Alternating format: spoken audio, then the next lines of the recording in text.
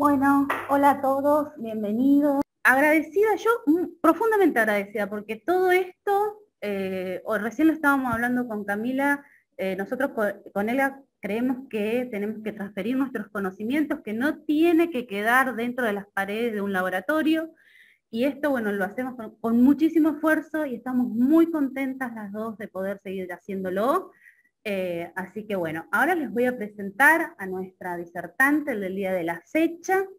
Bienvenida Camila, Muchas bienvenida gracias. Camila a la Red Nacional. Bueno, ¿cómo están? Espero que muy bien.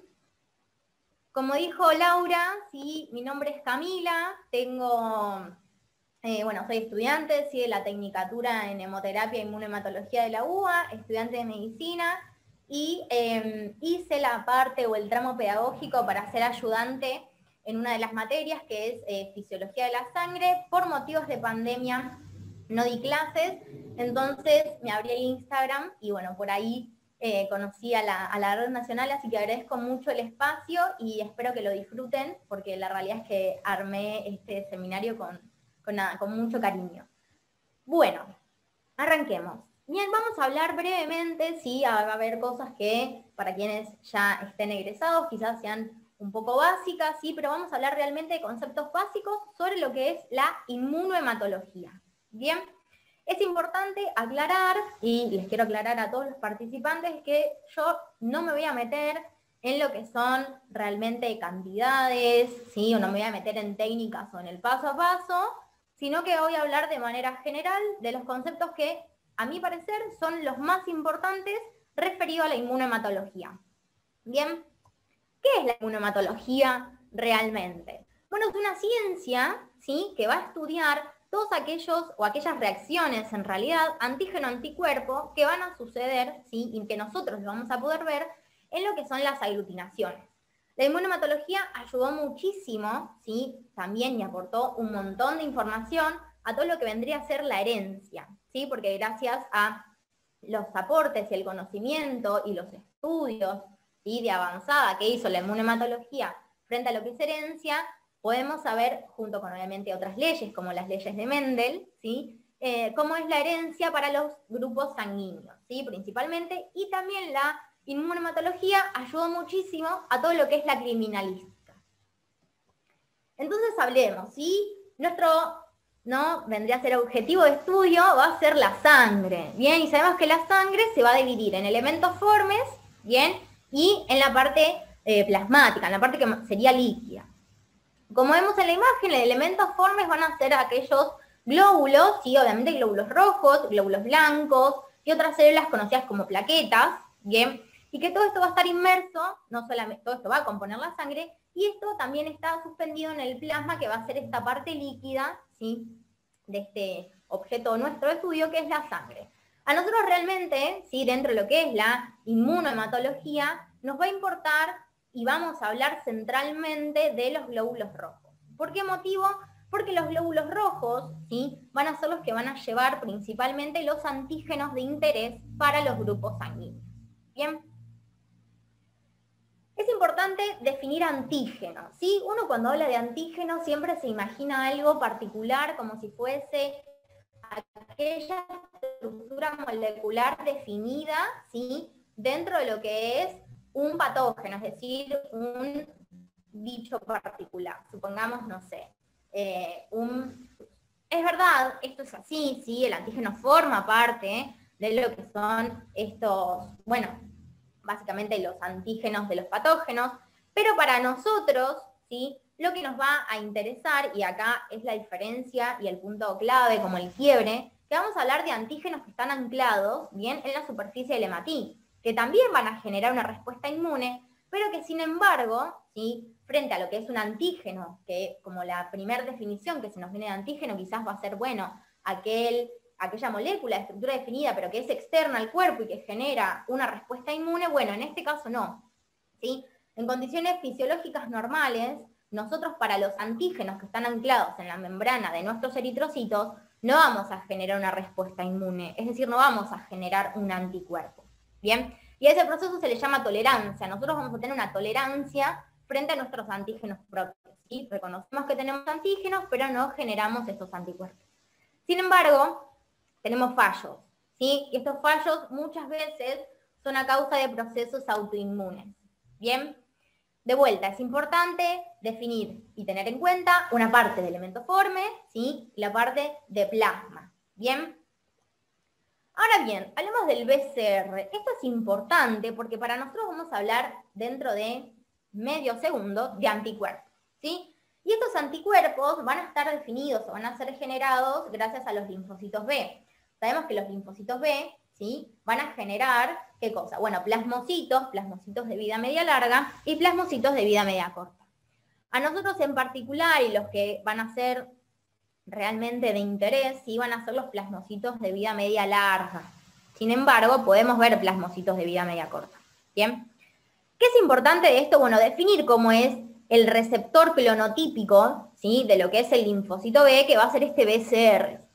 Repito, ¿no? Linfocitos, igualmente hay dos linfocitos T con su TCR, linfocitos B con el BCR. A nosotros nos importan de vuelta los linfocitos B conjunto al BCR, porque van a ser los encargados reales, ¿sí? De generar estos anticuerpos.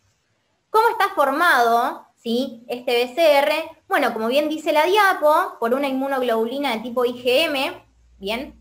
Y por dos cadenas Ig alfa y dos cadenas Ig beta. Y es importante hablar de inmunoglobulinas realmente, porque uno piensa que, y habla así con inmunoglobulina como muy amplio, y la realidad es que a veces se usa de manera indistinta o como sinónimo inmunoglobulina y anticuerpo. La realidad es que no es tan así. Cuando yo hablo de inmunoglobulina, sí estoy hablando de ¿qué? De esta molécula, bien, que va a tener dos cadenas pesadas, que va a tener dos cadenas livianas, bien, que va a tener, o en su composición, también va a tener una región bisagra. Todo esto unido por puentes bisulfuro. Ahora, cuando yo hable de anticuerpos, ¿sí? Yo voy a estar hablando de la reacción del sistema inmune. Y cuando yo defino anticuerpos, yo voy a estar hablando de ¿qué? De inmunoglobulinas, pero secretadas. De estas inmunoglobulinas las vamos a encontrar ¿en dónde? En plasma, ¿bien? Y en otros fluidos, como por ejemplo la leche materna, ¿sí? Es importante definir también que los anticuerpos tenemos un montón, ¿sí? Vamos a tener distintas clases de anticuerpos y distintas subclases, a su vez, que dependiendo de cuál sea la clase, de cuál sea la subclase, yo voy a poder definir el tipo de respuesta, ¿sí? Que va a tener este anticuerpo en sí. Es importante recordar que para nuestro, ¿sí? Método de estudio, en realidad a lo que nosotros apuntamos dentro del sistema inmune, va a ser al sistema inmune adaptativo. Sabemos que el sistema inmune igualmente hay uno solo, ¿sí? Que se divide en dos, dependiendo cómo va a ser la función o cómo va a ser la activación del sistema inmune. A nosotros nos importa la inmunidad adaptativa, bien, por esto mismo, porque la inmunidad adaptativa va a ser la que genere los anticuerpos, ¿sí? Y estos anticuerpos van a tener la respuesta inmune de manera específica, ¿sí? No solamente por el hecho de generar memoria, sino que también va a ir contra un epitope particular. Y acá entra a veces medio la confusión, ¿sí? El epitope es una parte del antígeno que va a ser reconocido por el anticuerpo. Y el anticuerpo lo va a reconocer gracias a un medio de unión que tiene, que se va a llamar paratope.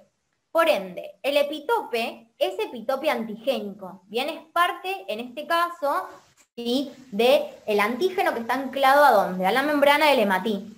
Obviamente hay epitopes antigénicos dentro de los patógenos. Bien. Y ahora, los anticuerpos, bueno, el anticuerpo va a tener esta porción, sí, que se va a llamar paratope. Esto lo aclaro, sí, porque a veces trae como media confusión qué era epitope, qué era paratope. Bien, y nunca está de más recordarlo. ¿Cómo son estos anticuerpos o cómo van a estar constituidos? Habíamos dicho que obviamente eran inmunoglobulinas, ¿sí? Inmunoglobulinas como secretadas. Y vamos a tener de vuelta lo mismo, ¿sí? Dos regiones o dos cadenas pesadas, dos cadenas livianas, ¿sí? Y vamos a poder definir, ¿sí? Dos regiones también muy importantes, que va a ser la región variable o región hipervariable y la región constante. Ahora bien, la región variable va a ser aquella que se va a diferenciar en cada linfocito B, ¿sí? Mientras que la región constante va a ser igual en todas las inmunoglobulinas. Y esto es importante porque la que es la región constante va a estar formada solamente ¿Por quiénes? Por las cadenas pesadas, ¿sí? Por esto que vemos acá, no sé si se llega a ver bien mi cursor, pero solamente esta parte, sí, es la región constante. Ahora bien, acá vemos en la imagen de la izquierda que el anticuerpo, bien, tiene otras, o podemos definir otras dos regiones. Bueno, podemos definir, una región FAB y una región FC, ¿sí? Que a veces en la literatura lo podemos leer y uno como que no sabe bien de dónde salieron estas cosas o cuál es la definición como real. La región FAB, ¿sí? Va a ser la región en la que nosotros sí vamos a poder ver o la unión con el antígeno.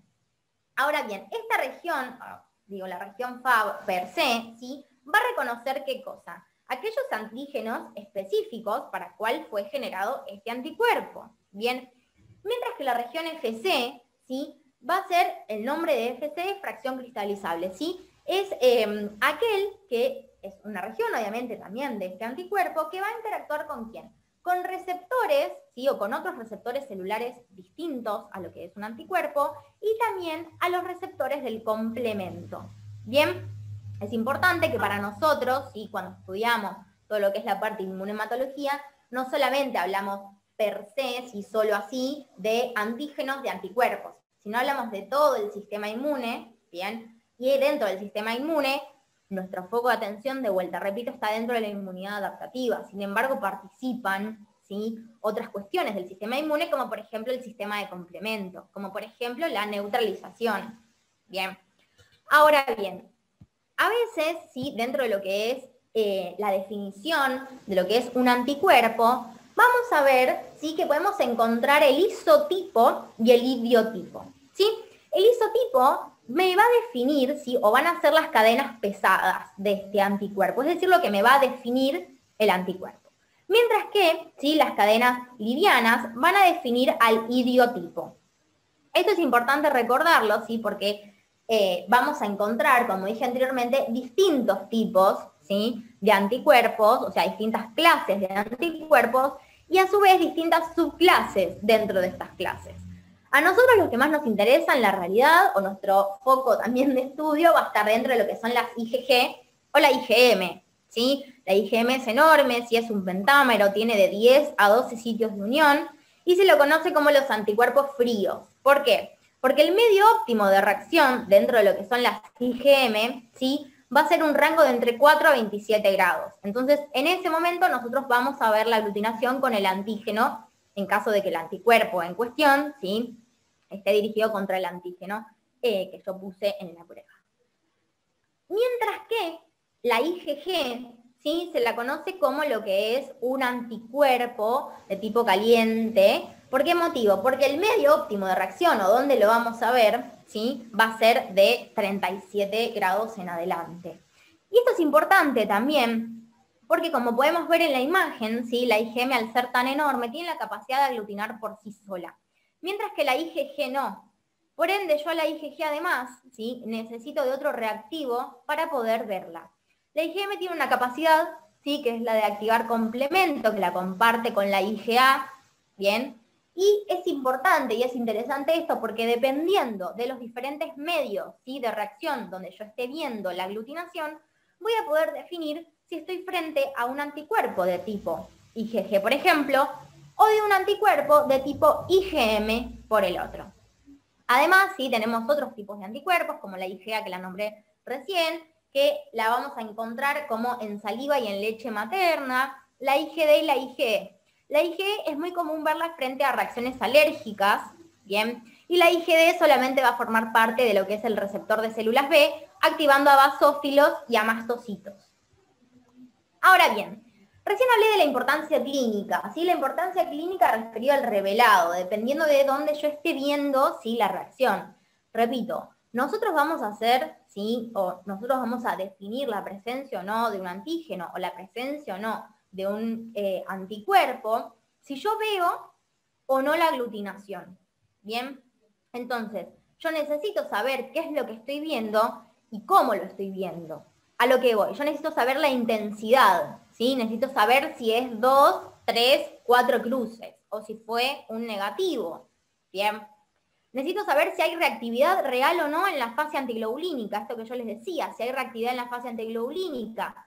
Al final de la clase vamos a hablar, ¿sí?, de lo que es el suero antiglobulina, pero medio que ya se los adelanto, saber, ¿sí?, qué tipo de reactivo utilicé, si fue poli o monoespecífico, bien, para yo saber si hay o no reactividad en esta fase.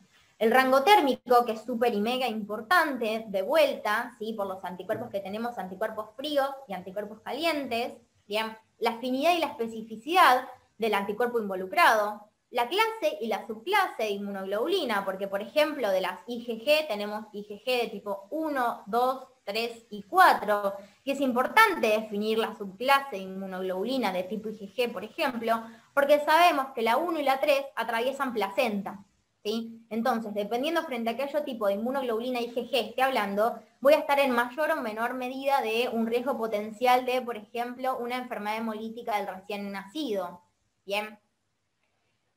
Otro caso, por ejemplo, sí, que es muy importante, es la habilidad para fijar complemento. Bien, a ver, a veces algunos alumnos me dicen, che, Cami, pero a ver, yo me leí en el libro que hay diferentes inmunoglobulinas de tipo IgG, o sea, distintos anticuerpos de especificidad IgG, ¿no?, que activan el complemento, pero son las menos. Como también hay IgM de amplio rango térmico.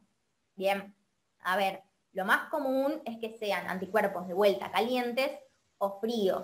Obviamente hay excepciones a la regla y obviamente los vamos a ver, ¿sí? En lo que vendría a ser el laboratorio, estas cosas se nos van a presentar. Es interesante hablar de las etapas, ahora bien, de un anticuerpo. Yo quiero que de esta imagen, ¿sí?, presten atención solamente en este caso a lo que es, ¿sí?, la línea azul, que la vamos a utilizar como si fuera, ¿sí?, olvídense que esto está así, ¿sí?, que las líneas, en este caso el azul es el antígeno SARS-CoV, bien, vamos a pensarlo como si esta línea, solamente la azul, fuera un anticuerpo, ¿sí?, la producción de un anticuerpo. Vamos a imaginarlos, no. Ahora bien, yo cuando no tengo, ¿sí?, un anticuerpo, es decir, no lo tengo generado, yo voy a estar en un periodo de latencia, que se le dice. Y esto es importante también, ¿por qué? Porque vamos a determinar si estoy frente a un anticuerpo de tipo inmune o de tipo natural, ¿sí? Yo para el anticuerpo de tipo inmune necesito conocer si el evento sensibilizante. Mientras que para los anticuerpos de tipo natural, la realidad es que no, porque se espera que ya estén, como por ejemplo los del sistema ABO.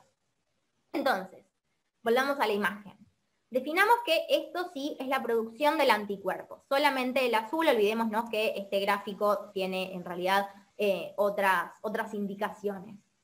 Yo voy a estar en un periodo en el que no tengo el anticuerpo, no lo generé. Bien, este periodo se llama periodo de latencia, en el cual yo voy a estar enfrentándome a un antígeno desconocido, ¿sí?, que yo no tenía, en donde en la membrana de mis glóbulos rojos. Soy insistente por esto, ¿sí?, porque los antígenos de importancia para nosotros van a estar anclados a lo que es la membrana en Lematin. Y entonces, esto que vemos acá se llama periodo de latencia. Ahora bien, luego del periodo de latencia, ¿sí?, vamos a ver que tengo una etapa en la que se llama etapa logarítmica, ¿sí?, una etapa de crecimiento exponencial de la concentración del anticuerpo. ¿Bien? ¿Por qué? Porque voy a estar generando, ¿sí?, un montón de anticuerpos, en este caso de tipo IgM, porque va a ser el primero, ¿sí?, va a estar involucrado en la respuesta inmune primaria. Y entonces, ¿qué va a pasar? Bueno, básicamente es lo mismo que podemos ver en esta imagen, y ahora sí lo paso a la imagen que realmente es de tipo IgM. Acá teníamos un periodo en el que no teníamos anticuerpos, ¿sí?, un periodo de latencia, donde yo, ¿qué estaba haciendo? Estaba siendo expuesta, ¿sí?, ahora sí, al antígeno del coronavirus. Bien, toda esta etapa es el periodo de latencia.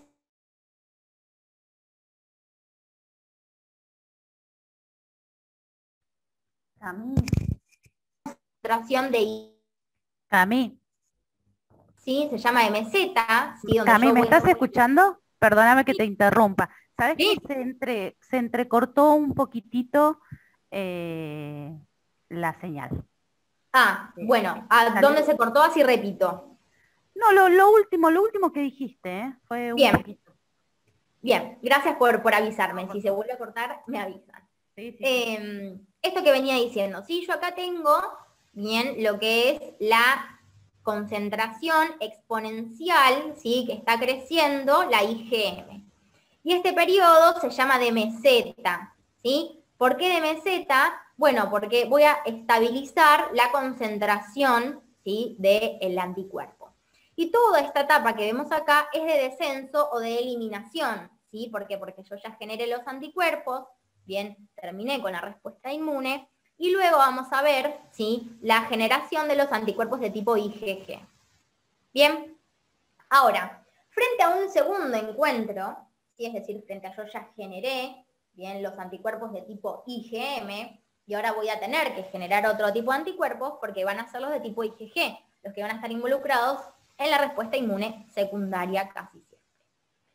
Entonces, cuando yo genero estos tipos de anticuerpos, ¿sí? Frente a un segundo encuentro con este antígeno, lo que va a pasar es que bueno, la etapa de latencia va a ser muchísimo más corta que al principio, porque yo ya tengo un linfocito de memoria, ¿sí? Ahora bien, tanto la etapa, ¿sí? De lo que vendría a ser la logarítmica como la de meseta van a durar mucho más. ¿Por qué? Porque yo quiero realmente combatir o quiero realmente opsonizar al antígeno en cuestión. Y por otra parte, ¿sí? Lo que vamos a ver, como el título va a ser muchísimo más alto, la concentración va a ser muchísimo más grande, y también es mega hiper importante este switch, ¿sí? El cambio del isotipo. ¿Por qué? Porque de IgM pasé a IgG. Bien. Hablemos ahora sí de lo que ya vine nombrando, grupos sanguíneos. Bien, uno creería que nuestro grupo sanguíneo solamente hago RH y con eso terminamos. Bueno, y la realidad es que medio que no, que es como que es todo esto. ¿Sí? El auto vendría a ser nuestro eritrocito y todos los payasos sosteniéndonos a nuestros antígenos en cuestión de los diferentes sistemas, ¿sí? De grupos sanguíneos. Es importante que sistemas hay como más de 40 y hay como más de 300 antígenos identificados. Por ende, no es que solamente a nosotros nos va a importar AO y RH, ¿sí? Hay un montón de otros sistemas, ¿sí? Y es importante definir, como bien dice la diapositiva, qué estructura química tenemos frente a estos antígenos, ¿sí? Anclados a nuestra membrana eritrocitaria. Bueno, ¿por qué motivo? Primero y principal porque nos va a dar el rol biológico que a nosotros nos interesa. No es que, digo, los antígenos están solamente anclados en la membrana porque están de marcador y nada más, para saber si son, no sé, positivos o negativos, y termina ahí. Bueno, no, la realidad es que no. Sabemos que hay un montón que son, por ejemplo, proteínas múltiple paso, transportadores de la urea, bueno, más bien los de banda 3, como los del sistema Diego. Entonces es importante definir si yo tengo un hidrato de carbono, como son los del ABO, ¿sí? O los del Lewis también. Si yo tengo, por ejemplo, una glucoforina, o si yo tengo un antígeno absorbido de la membrana, o si tengo, por ejemplo, bueno, de vuelta estas proteínas múltiple paso, la más conocida como las del RH o las del DAFI. Y esto me interesa de vuelta. ¿Por qué motivo? Porque yo quiero saber para qué están ahí en la membrana eritrocitaria, ¿sí? Y esto es interesante porque nosotros vamos a poder tipificar a las personas mediante distintas pruebas. Repito lo que dije al principio. Nosotros vamos a ver las reacciones, ¿sí? Gracias a ¿qué? A la aglutinación, ¿bien? A ver que yo, ¿sí? Se pegó realmente, ¿qué cosa? El anticuerpo involucrado con el antígeno en cuestión. Ahora bien, muchas veces también vamos a ver hemólisis. Y la hemólisis, ¿bien? Es una reacción que es fuertemente positiva. ¿Por qué? Porque literalmente destruyó, ¿bien? A lo que vendría a ser el eritrocito. ¿Qué tipos de pruebas nosotros vamos a hacer? O las más importantes, porque en realidad técnicas hacemos algunas más, como por ejemplo lo que es elusión y absorción, o pruebas de titulación, también hacemos. Las directas, las indirectas y las inversas. Siempre a mis alumnos les aclaro que no se confundan indirectas con inversas. Y ahora vamos a ver por qué. En las directas, yo voy a estar buscando al antígeno. Por ende, yo voy a enfrentar un antígeno con un anticuerpo. Pero si yo estoy buscando al antígeno, bien, razonémoslo. Yo busco al antígeno, por ende yo no sé qué antígeno tengo en dónde, en la membrana eritrocitaria. Por ende, el antígeno, es decir, el glóbulo rojo que yo voy a estar poniendo, va a ser del paciente. Yo quiero saber qué tiene el paciente anclado a su membrana eritrocitaria. Y voy a estar poniéndolo, ¿sí? Conjunto a un anticuerpo conocido. Por ejemplo, si yo estoy hablando de la técnica de tipificación de rutina de Avo, ¿sí? Voy a estar poniendo glóbulos rojos desconocidos, que no sé qué tengo, ¿sí? Más antisueros comerciales, anti-A, anti-B, anti-AB, anti-A1, ¿sí? Etcétera, etcétera. Ahora bien, la inversa, ¿sí? Yo voy a poder detectar anticuerpos gracias a que antígenos que se van a fijar a la membrana de este hematí, o que van a ya estar fijados a la membrana del hematí. Por ende, yo voy a estar buscando al anticuerpo. Entonces, si yo estoy buscando al anticuerpo, ¿qué es lo que voy a estar haciendo? Bueno, voy a estar poniendo suero del paciente, ¿sí? Anticuerpos que yo no sé qué tiene este paciente, ¿junto con qué? Con glóbulos rojos tipificados, con glóbulos rojos que yo ya sé qué antígenos poseen en su membrana eritrocitaria. De vuelta, haciendo el ejemplo con lo que es la tipificación de rutina Avo, yo voy a estar poniendo suero desconocido con células, ¿sí? Glóbulos rojos, células A, células B, células 0. Y ahora vienen las indirectas. Las indirectas, ¿sí? Son aquellas que yo las voy a poder visualizar, ¿sí? Gracias a un anticuerpo. Este ejemplo, ¿sí? De anticuerpo lo vamos a ver en lo que es, por ejemplo, la prueba de Coombs, ¿sí? En la prueba de Coombs yo estoy utilizando realmente un anticuerpo de tal especificidad, ahora no nos vamos a meter, en un ratito sí, referido a que, bueno, para yo saber si tengo algún anticuerpo en cuestión, ¿sí? Y por ende, si este anticuerpo en cuestión ¿se fijó a dónde? Bueno, se fijó a un antígeno que ya estaba y que yo puse en la prueba. Y esto lo aclaro también porque a veces muchos alumnos me preguntan, o hay una confusión con los ELISA, ¿sí? Los ELISA acá la realidad es que no nos tienen, si los dejamos de lado un rato, dejamos a la inmunoserología de lado un rato, y vamos a meternos en estos 3 tipos de pruebas importantes. De vuelta, repito, tenemos y hacemos otros tipos de técnicas y de pruebas, como por ejemplo, elusión, absorción, titulación. Bien. Y ahora vamos a hablar brevemente y vamos a tocarlo muy por el costado del ciclo celular. El ciclo celular sabemos que las células y la replicación tenemos 2 momentos, ¿sí? Mitosis, meiosis. ¿Y a nosotros realmente como inmunematólogos nos interesa? Bueno, la realidad es que sí. Primero para saber en qué momento del ciclo yo estoy, primero y principal. Después para saber la herencia de genes y después para tener en cuenta los reactivos que yo voy a utilizar, es decir, para qué tipo de célula yo voy a tener inmersa, por ejemplo, si tengo una suspensión globular, dentro de mi frasquito. Bien, entonces hablemos realmente, ¿sí? De reactivos. Estos reactivos vamos a tener reactivos primero hemoclasificadores. Es decir, me van a evidenciar la presencia o no, es decir, si está realmente o no, ¿qué cosa? Bueno, el antígeno, ¿sí? O el anticuerpo en cuestión. Y vamos a tener de 2 tipos, ¿sí? Vamos a tener el primero, que son reactivos policlonales, ¿sí? Estos reactivos policlonales van a estar dados o sacados del suero humano o de animales sensibilizados, y acá lo tenemos, ¿sí? Es decir, yo voy a enfrentar un antígeno, ¿bien? Y este antígeno va a tener distintos epitopes, ¿bien? Que era lo que veníamos hablando al principio de la clase. Ahora bien, esto, ¿sí? En la respuesta inmune del humano va a generar, ¿qué cosa? Anticuerpos contra distintas porciones, es decir, contra distintos epitopes, ¿bien? De este antígeno, que es un antígeno solo en cuestión. Ahora bien, esto me importa porque va a tener una variabilidad enorme, tiene heterogéneos, y yo voy a tener varios clones de linfocitos B. Es decir, distintos epitopes, pero de un mismo antígeno en particular.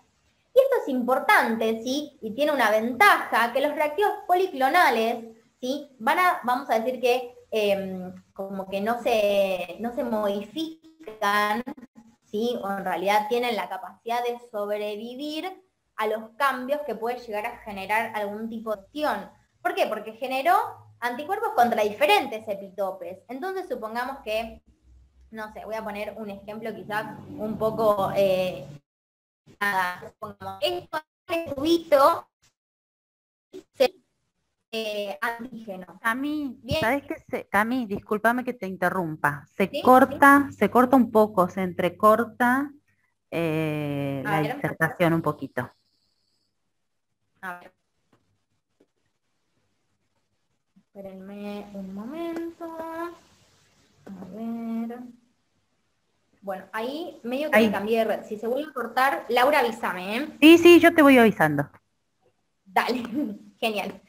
Bien, entonces volvamos al ejemplo.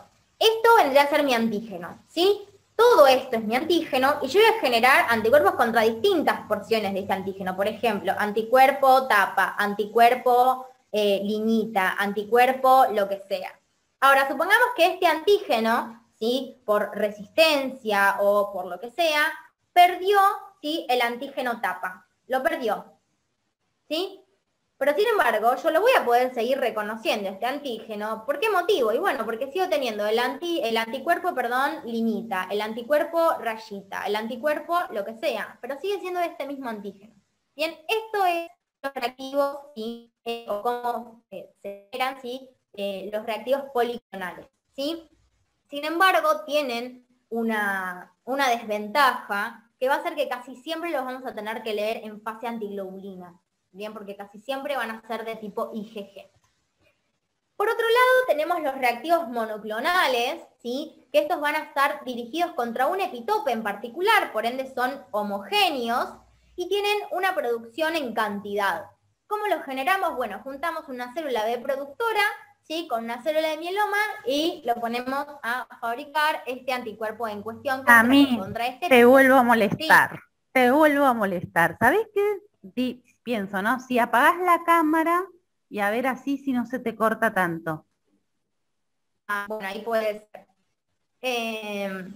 Entonces, esta célula reproductora con esta célula de mieloma, ¿sí? Lo que va a hacer es generar anticuerpos de esta especificidad en particular. Sin embargo, esto es muy costoso, ¿sí? No tiene la tolerancia al cambio como sí la tienen los reactivos policlonales y la afinidad es bastante menor. ¿Qué es importante esto? Bueno, definir ahora el anti-de-Blend. El anti-de-Blend, ¿sí? Es una mezcla monoclonal tanto de tipo IgM como de IgG, y nosotros lo vamos a utilizar en el banco, ¿sí? O en realidad en el laboratorio inmunohematológico, para detectar las variantes de parciales o de débiles. Solamente lo utilizamos en donantes y en recién nacidos. Porque digo, ¿por qué? ¿No? Pensémoslo. El donante puede que sensibilizar, ¿sí? Al paciente y el recién nacido puede sensibilizar a la madre. Bien, esto es puro y exclusivo sistema RH. Bien. También utilizamos suspensiones globulares, ¿sí? Como por ejemplo para hacer el grupo sérico de Avo, y acá lo vamos a usar ¿para qué? Para evidenciar anticuerpos en el suero o en el plasma, ¿sí? Y esta suspensión globular van a ser glóbulos rojos tipificados. También estos glóbulos rojos tipificados los utilizamos para hacer los paneles. ¿Qué paneles? Bueno, detectores y paneles identificadores. Es decir, van a estar estos glóbulos rojos tipificados para los antígenos, ¿sí? O los anticuerpos clínicamente significativos. ¿Bien? Y por último, el suero antiglobulina humana o suero de Coombs, ¿bien? Va a ser aquel reactivo que va a estar o que va a generar globulinas humanas a fracciones de complemento y va a reconocer parte de lo que es IgG o IgM o parte del complemento o IgA.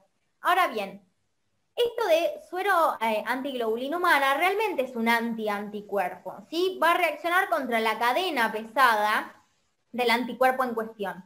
Por ende, yo voy a detectar globulinas incompletas o fracciones del complemento y las puedo detectar unidas al glóbulo rojo, es decir, prueba de Coombs directa, o la puedo detectar, ¿sí? Libres en el plasma, la prueba de Coombs indirecta. Y acá en la diapo puse algo que es muy importante, que es monoespecífico y poliespecífico. ¿Por qué? Porque monoespecífico quiere decir que tiene una especificidad sola, ¿no? Digo, vale la redundancia. Solamente va a detectar, no sé, supongamos, IgG. Y para que sea poliespecífico, tiene que detectar mínimo IgG, C3 y C3b, que es algo que, si conocen, es parte de lo que es el sistema de complementos, ¿sí? Esta cascada de generación de respuesta inmune por parte del sistema innato. Espero haber sido clara, espero que esta presentación breve los haya ayudado. Y gracias Camila, de verdad, por tu tiempo, por tu generosidad. Muchísimas gracias.